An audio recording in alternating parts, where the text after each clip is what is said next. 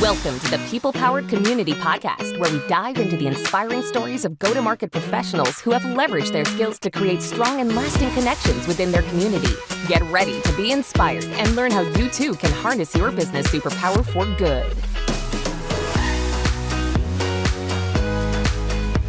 Hello and welcome to the People Powered Community Podcast. I'm your host, Leslie Greenwood, founder and CEO of Chief Evangelist Consulting, and I'm here today with my good friend, Paul Abdool. He is the Global Director of Partnerships at dotCMS. And welcome to the show, Paul. Thank you so much for having me. It's nice to have you on a chat. I know we've talked many times on Zoom. I don't know if we've had a one-on-one chat, just you and me before, though. I don't think we have. It's always been something you were helping out the community with. Yeah, or we were slacking. And slacking and back and forth. That's right. Awesome. Well, it's great. We've known each other, I think, probably for the full 3 years, because I think you've been a Pavilion member before I was a Pavilion member. So probably more than 3 years, almost 3.5 at this point. And Paul was a channel facilitator in our sales process channel for a while. So I think that's the group calls that we were on. And I know we just kind of chatted back and forth. And I see Paul's book in the background, which I was happy to celebrate at one time. So maybe you'll tell us about that too. But I guess tell us a little bit about who you are, what you do, how you got here. Wow. Well, that's a long story, but I'll be brief. I've been doing all sorts of sales stuff, partner stuff, joining people together in associations and networking for a long time. I think it might be even hereditary because my mom was that type of person. Okay. And I've worked in the technology business in various shapes and forms for a long time now. I can say from the 90s. And if I want to age myself, I took a course at university and then I took it again because Microsoft was invented. And they came out and I decided to take some of those spreadsheet and word processing stuff. So I've been around there and I've always been in the business of communicating with folks and helping them figure out the challenges they're having and going from there. I think that's something I went to B2BMX this year, and there seemed to be a lot of partnership people at B2BMX. And so I think that what you just mentioned is something that partnership people are inherently good at, or it's a skill you need to have in partnerships. I guess, educate me a little bit, Paul. Sure. You know, it's interesting you say that because people have told me you should probably do this. And I ignored it because I wanted to be the boss. I wanted to be a C-suite person and go there. But what I found is that, in a CRO position or a VP of sales position, I was spending so much time with partners and on the channel side because they would generate more business because they had a team behind them that then amplified our messages or they could reach more people. So if I, taught the folks to fish, they would fish and bring it back. So it was a way of extending myself. And I played team sports. I'm still a volleyball player. And I know the power of a team is way better than one person.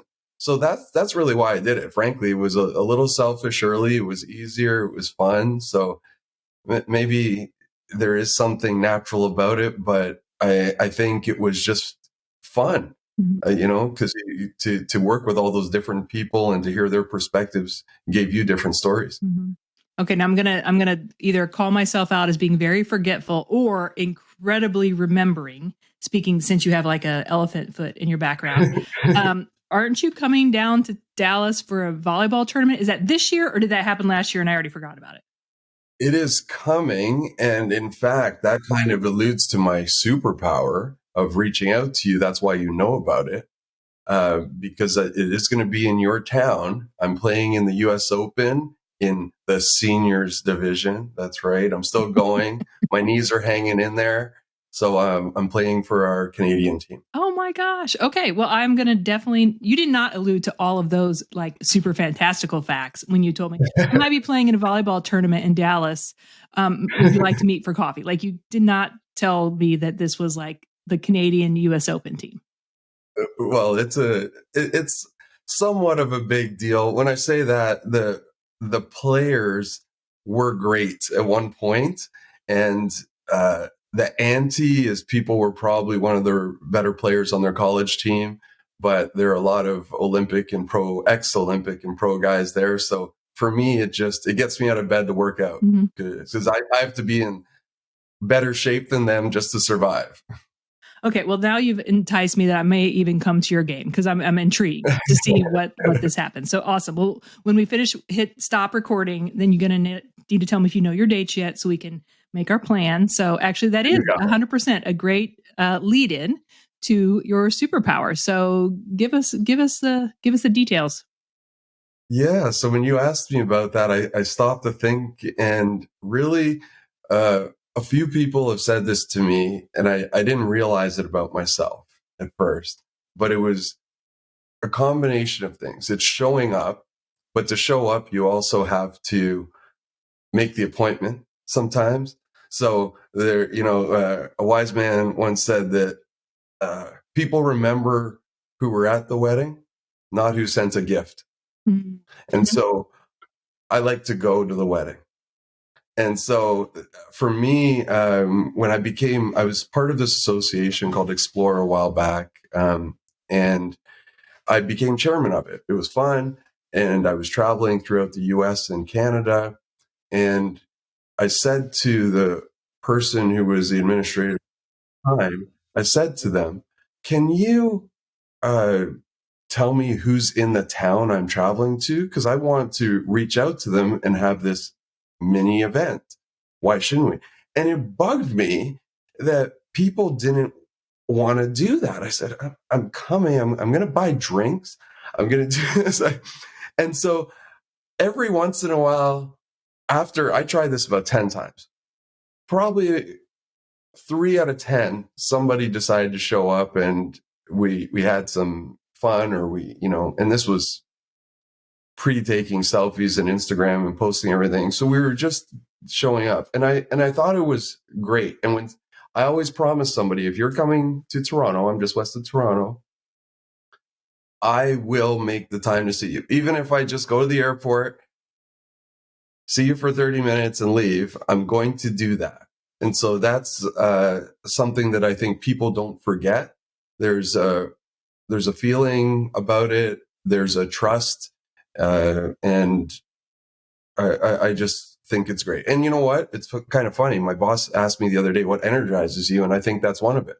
Those things, like meeting people, going out, changing your environment. I know you like to go to a coffee shop now and again. Mm-hmm. It just gives you a little bit of pep in your step. Yeah. Yeah. Well, how do you remember all of that?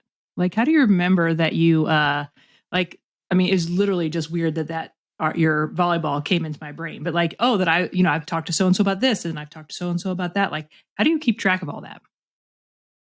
So I'm not the greatest. I got to admit, sometimes I have to jog my memory or look up something on the person. But what I do remember is to do it often. And what I mean by that is I actually have a calendar invitation for myself, Tuesday and Thursday morning, 8:00 in the morning, both of them.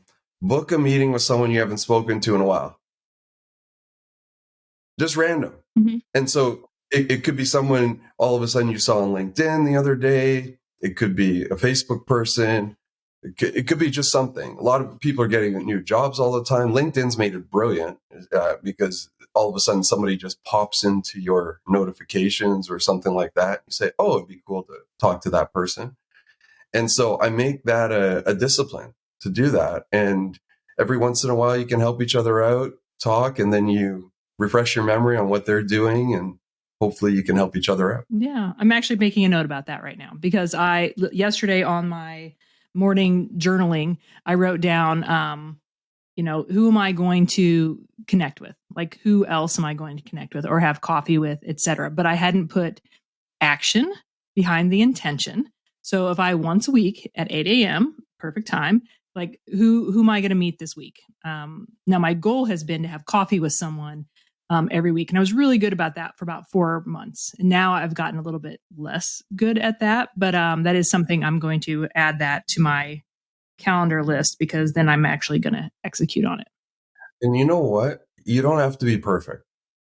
So think about it. If you did that 2 times, I'm going to say 50, 48, depends on how much vacation you take. Mm-hmm. That's a lot. That's 100 a year, right? So if you did 70, that's 70 more than most people are doing. So people, will often say that to me. They'll say, well, thanks for reaching out. And actually who actually named it, who coined this phrase, the free hello. The free hello. The free hello. So this guy I worked with, I apologize, I can't name his name right now, but he was an IT guy, right? You've got that IT guy in the building that helps you with your computer, getting some app going, something's broken. So it went like this. Good morning. How are you today? Oh, good. How's your weekend? Oh, not bad. Oh, can you fix my computer? So he was used to this, and we joked about it. And so the reason he told me about this is because every once in a while we had lunch at the same time in a lunchroom on this 5th floor of this building. And he said, Paul, you say hi to me and you don't ask me for anything after. You give me a free hello. And I said, what a great idea. A free hello. It's crazy. I don't want anything from you. Mm-hmm. I'm just saying hi. People actually say that sometimes when I reach out. Do you want something? Is there anything? No agenda. They're like, oh, okay. I can talk for 15 minutes about nothing in particular, and we'll, something might come out of it. Mm-hmm. I'm going to use that with my kids. So I don't know how old your children are, but mine are, 17, 19, and 22. I know if it starts with, hi, mommy, I love you, it is not a free hello. Right. There is a request for something coming after that, which usually involves money. So I'm going to tell them after this, I'm going to need a lot of extra free hellos or free I love yous that are not attached to the wants that I've been getting from them. Yeah. I like it. Yep. Should definitely. I have a couple of those kids. You do? Yeah. They're 19 and 21 too. So there. Same age. There's always I put something in the Amazon cart, or can you send me a little money? So how did you find this superpower of just like always showing up, always mostly, no one's perfect, but showing up and being that person that's like, yeah, hey, I am in town. Remember I told you I was coming. Like, how did you find that? I think what happened is I was working with a gentleman at this one company, and he did it. And I went with him once in a while. It was an informal mentorship where he said, I like how curious you are about this thing. Why don't you come to this thing with me? And I noticed him doing some of these things. And I said the same thing to him. How do you remember that about that person? And I'm not sure if you watched Devil Wears Prada. Have you seen that? And the person, a long time ago, yeah. The assistant goes around and does all the research and gives them the information prior to them seeing something. But that, the lady there, right? She had an assistant. This guy, he did it ahead of time. And so he did this research. And he said, I think these people are going to be there. I got to remember these things about them. Anyway, but there was this show up thing. So then there was events, there were association things. And he said, you know what? I'm going to go to this thing. And I may have no business to talk to these people about at this time, but I'm going to be like water on the shore. Like it just keeps showing up, and eventually somebody's going to go in the ocean. So that's kind of what his thinking was. And so I said, so it was really learned. I don't know if it was, and I think if anything, I was comfortable doing it. So if we're going to call it a superpower, it's because I learned something that I could execute, as opposed to me just doing it, if that makes sense. It's funny. I love your water on the shore analogy, because what I was thinking of, a literal drip campaign. Right. The visual just came in. I'm like, that's a drip campaign, except for not a drip when it's the whole water on the shore. Well, I would say it is. I mean, yes, you've learned it, you've honed it a little bit, but you also, you've got to have some of it come naturally. Because what we were talking about this before, just like completely out of the blue, I'm like, when you told me your superpower, and I thought, this is exactly when, I don't remember what was happening or why you DM'd me or something, but we were talking, you're like, hey, I'm going to go to Richmond, Virginia. Do you know any, or something? I don't even know. And I'm like, oh, I know somebody there. Do you want to meet him? And so like I introduced you both, you and Dwan Brown, over Slack probably, or email or LinkedIn. And I never heard anything back. And then all of a sudden, 3 or 4 months later, I see this LinkedIn that like, hey, look, we got together. I'm like, that truly is like, I can definitely testify that you do what you said your superpower is, because I've seen it. That's right. And you know what? Sometimes it took a while. So my last company, their headquarters was in Richmond, which is why I said, are there any folks there? And you introduced me to him, and he's a fantastic guy. And he actually does it as well, interestingly enough. And so we just had to be in the same place at the same time. So we tried 2 or 3 times. He's got a lot of children too. So I think it's like 4 kids. So he's a busy guy. So he works out early in the morning. He actually came from a workout to meet me at breakfast. He's like, 7:30? Okay. So that's the other thing is, I think people say, oh, well, how about between 10 and 3? No. If somebody, meet them where they are, right? You got to eat breakfast, get out of bed, you go out of your way and do that. And people remember. Yeah.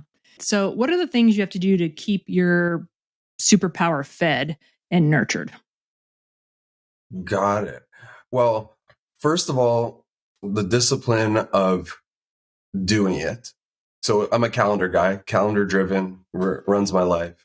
But also when I think about I'm going somewhere, that's why Dallas, I know people in Dallas. I've never met you in person.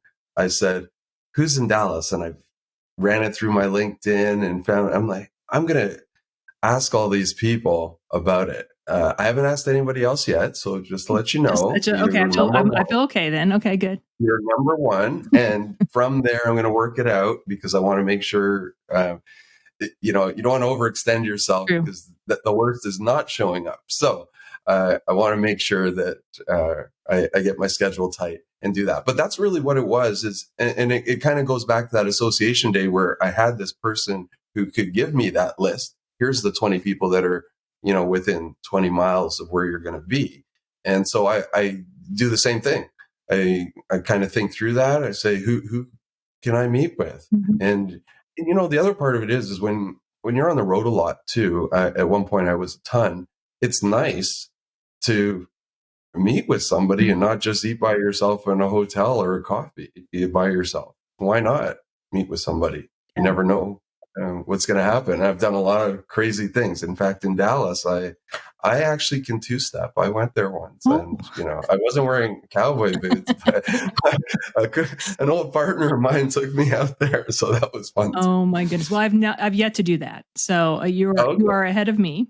Okay. I definitely do the same thing. So like when I travel, and I don't travel a lot, but if I go to a conference, I'm looking to see who's Right. at the conference, but I'm also just like, hey, if I go to Phoenix, I'm like, hey, MJ Patton, Joe Venuti, what are you doing? Let's go have coffee, or whatever. Like I'm always trying to find, somebody, but I have also fallen prey to what you're talking about is like, ooh, it sounds really exciting to meet all these people. And then you get there and you're like, oh, I just need to mentally rest for a while. And so it's like that balance of how many people am I going to meet? And when am I going to meet them? And then put that in the schedule so that you feel really good about it. Yeah. And you know what? It's good to meet with more than one. So maybe 2 or 3 of them don't know each other, but you invite them all to a happy hour and all of a sudden they made new friends. So that's okay too. No, that's if you're that type of person. Not some people like the one. Oh no, I love a group. I mean, that's just, mingling at that kind of where I know people, not where I don't know people, but if I know people, right. I love that. I think this is going to be a very easy question and for you to kind of bring this all around, but obviously I met you through a community and then, you've kind of given us some examples on how you've used that to build your own community. But, how would you recommend people to use that as they think about, community? Maybe they're not traveling all over, but what are some tips you would give them for that? Oh, it's interesting. I've thought about this a lot because essentially what I'm talking about is a kind of a friendly networking, if you really think about it. And so these students at this one university in Toronto, I every once in a while I'd speak to them about networking, and I did a lot of research on it. And I think it's about trying, and everybody can do it, right? So people say, okay, an extrovert can go in and do this. You don't care, you'll go talk to anybody. Yes. But there's techniques when you're live. And introverts are actually better networkers, statistically speaking, ironically, in ways. There you go. An introvert. And because they get into deeper conversations. Extroverts are like butterflies. They're just kind of everywhere, but they don't get deep. They do it with volume, but they don't do it with the quality. So it's a little different. But for me, it's trying, and it takes different forms. So from a community aspect, in an event, you can build it because everyone's in the same boat. If you go to a trade show, and you might see pods of people that know each other, but there's always 1 or 2 people that don't know anybody. So you can create your own by being the catalyst for that conversation and do it. Same thing online. I think, we saw it at Pavilion on these Slack channels and some of the dinners. People, not everybody's out there doing this. Not everyone's super comfortable with it. But if you take one person with you and help them, I think that's good. And one-on-one, I think just about anybody can have a conversation. If someone's not receptive, it's their problem. It's not yours. So I always look at it that way. Yeah. Well, you're obviously a master networker. And although I hate that word, it's like networking has such a negative connotation these days. So it's like, I liked when you called it friendly networking. It's honestly meeting people and having a thoughtful conversation with them, is really what networking is. And because it just brings up for me, it's just like, okay, sorry, the 1990s networking, right? So I have my cards in my pocket. I'm going around and I'm shaking people's hands, and it just feels so uncomfortable to me. So like this new kind of networking is just a different beast than what, maybe you and I were used to back in the day. It reminds me of a funny story. I remember a friend of mine starting their company. I still tease him to today. He and his partner walked through a room with a box of business cards. Just, hi, I'm Steve. Here's my company. And then they kept going around, and I still tease him today. And now he's he was one of the early founders. He's the CEO today. He's doing well. And he laughs and said, yeah, I was a rookie. It was kind of guerrilla marketing, but it's, you know what? There's nothing wrong with it. The difference is that they don't feel the sincerity, you know? And I think it's, if you really care, when I say care, like you don't have to make best friends and, you know, long-term, you know, acquaintances, if you will. But the point is that everybody's got a story. Everybody has some little quirky thing, or, I mean, you didn't know I played volleyball. I've been playing for, you know, since I was in the 7th grade, and it's a good story. And, you know, you have fun. And there's also things that are fun about it. You know, if you go to a conference and, you know, it's happy hour, everybody's trying to get to the bar, but there's people in the way. Why not be the person that helps people get to the bar? Why not, you know, the most popular guy in the room? I had a CEO that called it beachfront property. So I said, that's where I sit. I sit at the beach and I wait for people to come to the beach and say, come on in to my beach. That's awesome. That's awesome. Well, I am very blessed to have been part of your networking circle up to this point, and I have so much enjoyed this conversation, and I am really looking forward to when we meet in person and have our coffee. It will be amazing. There you go. And kind of bring this full circle. So I really appreciate you sharing your superpower on just showing up and sharing your story with our guest today, Paul. You're very welcome. Thanks for having me. Of course, of course. So, of course, I know we can find you on LinkedIn if the algorithm decides to show us to you or you to us. But anywhere else that they could find you? I am an early social media adopter. I'm on Twitter, Instagram, Facebook, but LinkedIn is good. I think it's probably the place I'm most active. You're not on TikTok yet? I am not going to do it. I'm going to be a non-TikTok person. I posted my first TikTok this week and my kids are cringed out. So yes, I have 252 views. I'm feeling super popular. So that's pretty good. Maybe that's where you need to go next. You know, it's funny. My niece was joking about my LinkedIn. Wow, you have a lot of people on LinkedIn. And one of my posts, you know, there was like 1,200 views. She said, "You're legit, Uncle Paul." I'm like, so thank you.